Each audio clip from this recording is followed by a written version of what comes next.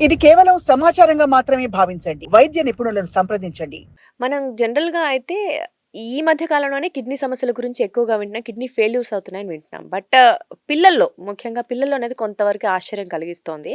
So, అంత చిన్న పిల్లలకి ఎందుకొస్తుందంటారు? పెద్దవాళ్ళకేమో మద్యపానం ఏదేదో చెప్తూ ఉంటాం ఫుడ్ సరిగ్గా తీసుకోవడం. బట్ వీళ్ళేం తీసుకుంటారని?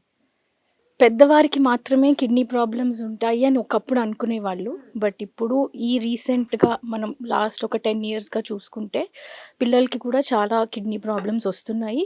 పెద్దవాళ్ళతో చూసే సమస్యలు సరిసమానంగా కూడా కిడ్నీ ప్రాబ్లమ్స్ పిల్లల్లో వస్తున్నాయి. హ్మ్. సో, దానికి చాలా కారణాలున్నాయి. బట్ మొట్టమొదటిగా తీసుకుంటే పిల్లల్లో కామన్‌గా మనం చూసేది యూరిన్ ఇన్ఫెక్షన్. అది పెద్దవాళ్ళల్లో కూడా వస్తుంది. అది 2 ఏజ్ గ్రూప్స్‌లో కామన్. బట్ ఇవి కాకుండా పిల్లల్లో ఇంకా కొన్ని స్పెసిఫిక్‌గా ఉంటాయి. ఉట్టిగా పిల్లల వరకే చూడగలం మనం వాటిని. ఇవి యూజువల్‌గా పెద్దవాళ్ళలో కనిపించవు. అలా చూసుకుంటే పుట్టుకతో వచ్చే కిడ్నీ సమస్యలు కూడా ఉంటాయి. మెయిన్‌గా అవే చూస్తుంటాము. సో, పుట్టుకతో వచ్చేవి అనంటే ఈ కిడ్నీ నిర్మాణంలో లోపాలతోటి కూడా పిల్లలు పుడతారు. అయి ఓహ్! ఎర్లీగా మనం స్కాన్స్ ద్వారా కూడా తెలుసుకోవచ్చు. రెండవది కిడ్నీలలో రాళ్ళు. ఇంతకుముందు ఓన్లీ పెద్దవాళ్ళకి అని అనుకునేవాళ్ళు. బట్ ఇప్పుడు పిల్లల్లో చాలా చాలా కామన్‌గా చూస్తున్నాము. దీనికి రకరకాల కారణాలు. But 80% it is because of our diet and తక్కువ వాటర్ తీసుకోవడం. అంటే ఏ ఏజ్ పిల్లల్లో అండి ఇలా కిడ్నీ పిల్లలు స్టోన్స్ 2 అనేవి? ఏళ్లలో కూడా మనం కిడ్నీ స్టోన్స్ అనేవి చూడొచ్చు. ఓకే. ఇంకా మూడవది చూసుకుంటే ఈ యూరిన్ ప్యాసేజ్‌లో ఏదన్నా అడ్డు ఉంటే అవి కూడా పిల్లల్లో చూస్తాము. అంటే పెద్దవాళ్ళల్లో ఇవి యూజువల్‌గా 60 అండ్ అబోవ్‌లో చూస్తాం. పిల్లల్లో పుట్టినప్పుడే ఉండొచ్చు. లేదా గర్భంలో ఉన్నప్పుడే కూడా మనం వీటిని డయాగ్నోస్ చేయొచ్చు. అంటే మూత్రం పూర్తిగా బయటికి రాకపోవచ్చు. దానివల్ల బేబీ పుట్టక ముందే కూడా లోపలే కిడ్నీ ఫెయిల్యూర్ స్టార్ట్ అయ్యే అవకాశం కూడా ఉంటుంది. లైక్ జెనెటికలా మేడం అది? అంటే అన్నీ జెనెటిక్స్ కాదు. నేను చెప్పినట్టు ఇలా కిడ్నీ నిర్మాణంలో ఏదన్నా సమస్యలు ఉంటే, కిడ్నీ డివిజన్ అప్పుడు ఏదన్నా ప్రాబ్లమ్ వస్తే, మనం ఇలాంటివి చూస్తా ఉంటాం. ఇంకా మోస్ట్ కామన్‌గా చూసేదేంటి అనంటే, కిడ్నీలో మనకి ఫిల్టర్స్ ఉంటాయి. ప్రతి కిడ్నీ మనకి నీటి ఫిల్టర్ లాగా పనిచేస్తుంది. సో, ఆ ఫిల్టర్స్‌లో ప్రాబ్లమ్స్ పిల్లల్లో చాలా కామన్‌గా చూస్తాం పెద్దవాళ్ళ కంటే. అందులో మోస్ట్ కామన్‌గా మనం చూసేది నెఫ్రోటిక్ సిండ్రోమ్. చాలా సాధారణంగా ఓపీడీ ప్రాక్టీస్‌లో మేము చూస్తా ఉంటాము దీన్ని. What is nephrotic syndrome? So, nephrotic syndrome అంటే నేనిప్పుడు చెప్పాను కదా! మన కిడ్నీ కొంచెం నీటి ఫిల్టర్ లాగా పనిచేస్తుంది బాడీలో అని. మనకి 2 కిడ్నీలుంటాయి. ప్రతి కిడ్నీలో కొన్ని లక్షల నీటి ఫిల్టర్స్ లాంటివి ఉంటాయి. సో, ఈ ఫిల్టర్స్ నార్మల్‌గా అయితే ఏం చేస్తాయి, మనకి బ్లడ్‌లో కొన్ని ఉంటాయి. అంటే ప్రోటీన్స్ కానీ, గ్లూకోజ్ కానీ, సోడియం, పొటాషియం అని కొన్ని అయాన్స్ ఉంటాయి. అవి ఎంత కరెక్ట్‌గా ఉండాలో, బ్లడ్ లెవెల్ ఎంత మెయింటైన్ చేయాలో కిడ్నీ హెల్ప్ చేస్తుంది. సో, ఈ ఫిల్టరేషన్ ద్వారా ఇవేవన్నా ఎక్సెస్‌గా ఉంటే యూరిన్‌లో పంపించేస్తుంది. లేదు మనం కరెక్ట్‌గానే తీసుకుంటున్నాము, బాడీ బానే యాక్సెప్ట్ చేస్తుంది అనంటే, ఇవి ఎంతలో ఉండాలో అంతలో ఫిల్టర్ చేసి మళ్ళీ బ్లడ్‌లోకి పంపించేస్తుంది. లేదు వద్దనుకునేవి మాత్రమే యూరిన్‌లో వెళ్ళిపోతాయి. సో, అలా వద్దనుకునేవేంటి వేస్ట్ ప్రొడక్ట్స్ బ్లడ్‌లో ఉండేవి. హ్మ్. సో, అవి యూజువల్‌గా కిడ్నీ లో మనం చూసేది క్రియాటినిన్ ఇంకా యూరియా అని చూస్తాం. ఈ 2 బాడీలో వేస్ట్ ప్రొడక్ట్స్. అంటే మనం తినే ఫుడ్ ద్వారా రావచ్చు, మనం తీసుకునే వాటర్, బాడీ మెటబాలిజంలో డెవలప్ అయ్యే వేస్ట్ ఇవన్నీ.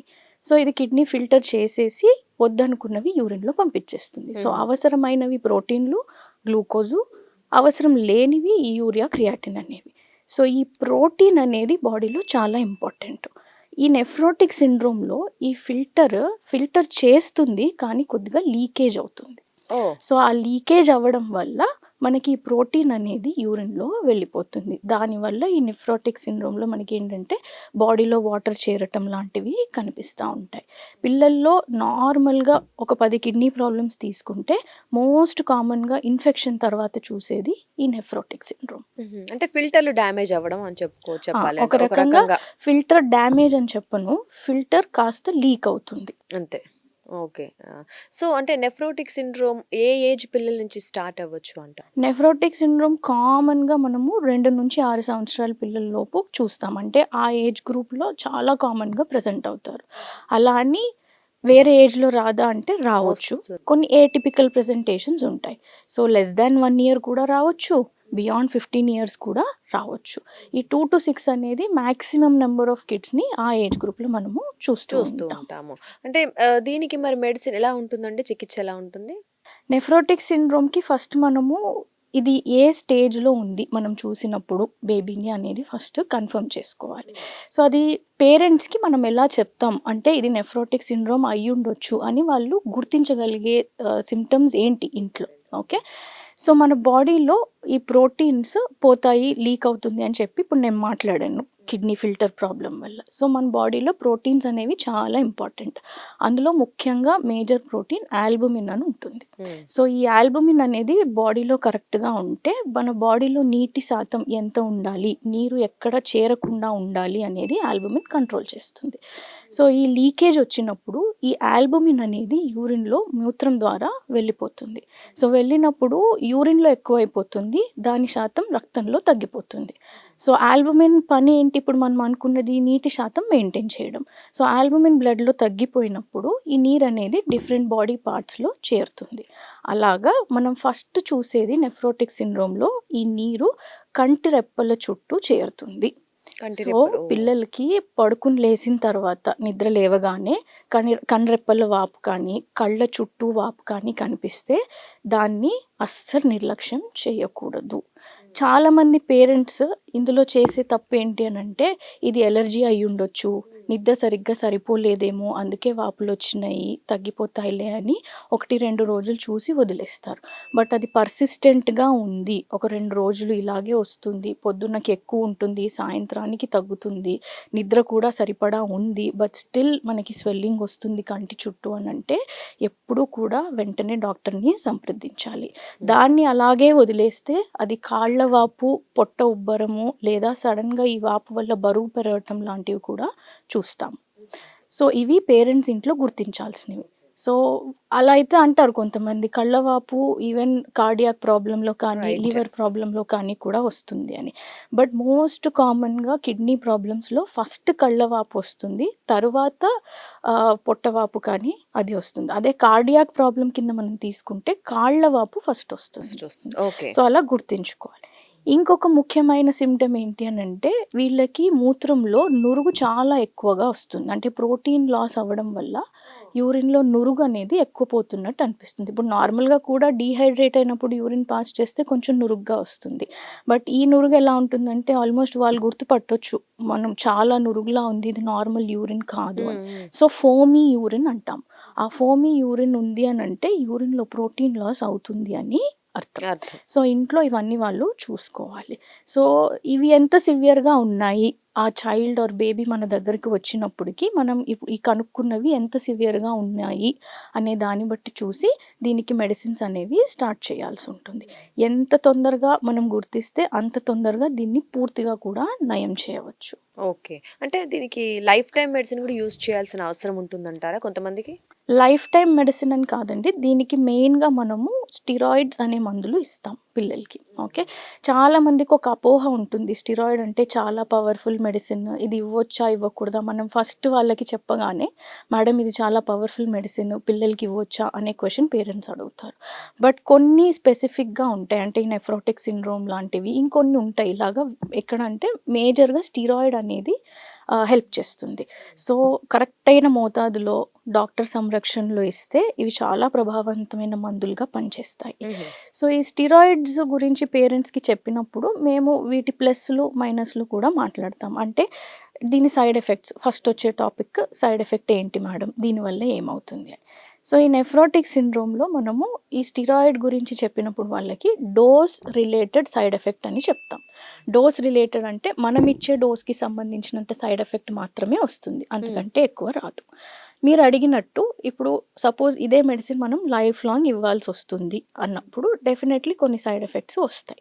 సో అలాంటి స్టేజ్ వచ్చినప్పుడు ఈ స్టిరాయిడ్కి సంబంధించి కాకుండా వేరే ఆల్టర్నేటివ్ మెడికేషన్స్ ఉంటాయి, అంటే దాని సైడ్ ఎఫెక్ట్ రాకుండా ఉండడానికి అలాంటివి వాడతాం. లైఫ్ టైం మెడికేషన్ నెఫ్రోటిక్ సిండ్రోమ్లో జనరల్గా ఎవరికి అవసరం పడదు.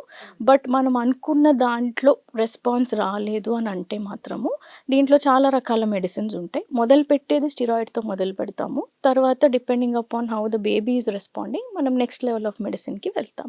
లైఫ్ లాంగ్ అనేది జనరల్గా ఉండకపోవచ్చు, జనరల్గా కొన్ని ఇయర్స్ వాడితే సరిపోతుంది, సెట్ అయిపోతుంది. చాలా వరకు ఇది పిల్లలు పెరిగే కొద్దీ 10-12 సంవత్సరాలు వచ్చే వరకు బాడీ ఇమ్యూనిటీ రెసిస్టెన్స్ అవన్నీ పెరిగితే స్లోగా నెంబర్ ఆఫ్ ఎపిసోడ్స్ అనేవి తగ్గిపోతూ ఉంటాయి. అంటే సర్జరీ ఉంటుందా అండి దీనికి ఆప్షన్ ఏమైనా? దీనికి యూజువల్గా సర్జరీ ఏమీ ఉండదు, ఇది మెడికల్ ప్రాబ్లమే.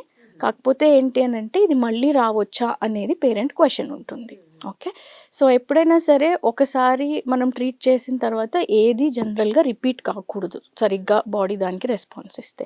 బట్ నెఫ్రోటిక్ సిండ్రోమ్ అనేది అలాంటి వ్యాధి కాదు, ఇది జనరల్గా మళ్ళీ రిపీట్ అవ్వచ్చు. ఆ రిపీట్ అయిన దాన్ని రిలాప్స్ అంటాము, అంటే మనం ట్రీట్ చేసిన ఎపిసోడ్ తర్వాత ఇది మళ్ళీ రావటం అన్నమాట. సరే, ఎందుకు అవుతుంది ఇది? ఓకే, ఎందుకు రిపీట్ అవ్వాలి? యూజువల్గా ఈ నెఫ్రోటిక్ సిండ్రోమ్లో ఈ ఫిల్టర్స్ టెంపరీగా అంటే తాత్కాలికంగా ఎఫెక్ట్ అవుతాయి. ఎందుకు ఎఫెక్ట్ అవుతాయి? దీనికి పిల్లల్లో ఖచ్చితమైన కారణం ఏం స్పెసిఫిక్గా ఉండదు. బట్ కొన్ని వైరల్ ఇన్ఫెక్షన్స్ వల్ల కానీ లేకపోతే కొన్ని ఇమ్యూనిటీ లోపాల వల్ల కానీ ఈ ఫిల్టర్స్ అనేవి ఎఫెక్ట్ అయ్యి ఆ టైంకి కొంచెం వీక్ అయ్యి లీకేజ్ వస్తుంది అనమాట.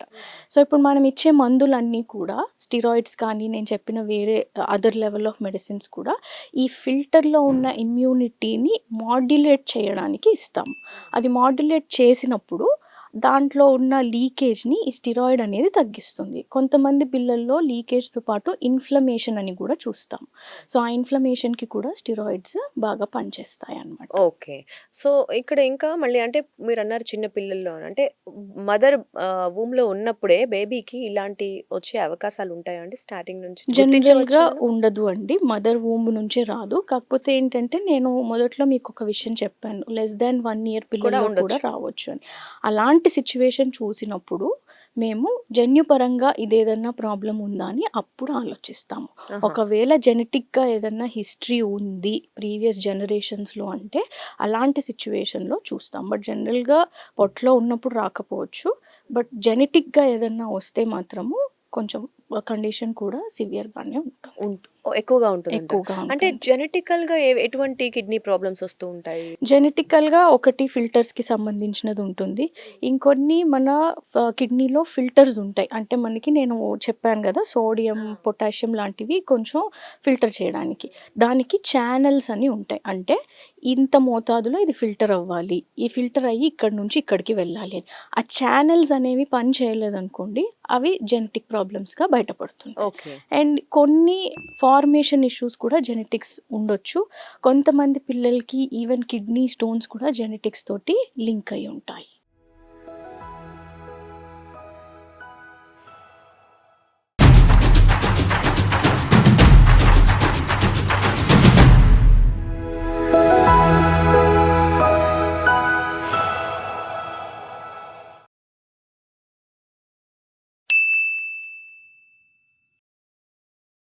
సాక్షి టీవీ ప్రసారాలను నిలిపివేయటం చట్టరీత్యా నేరం.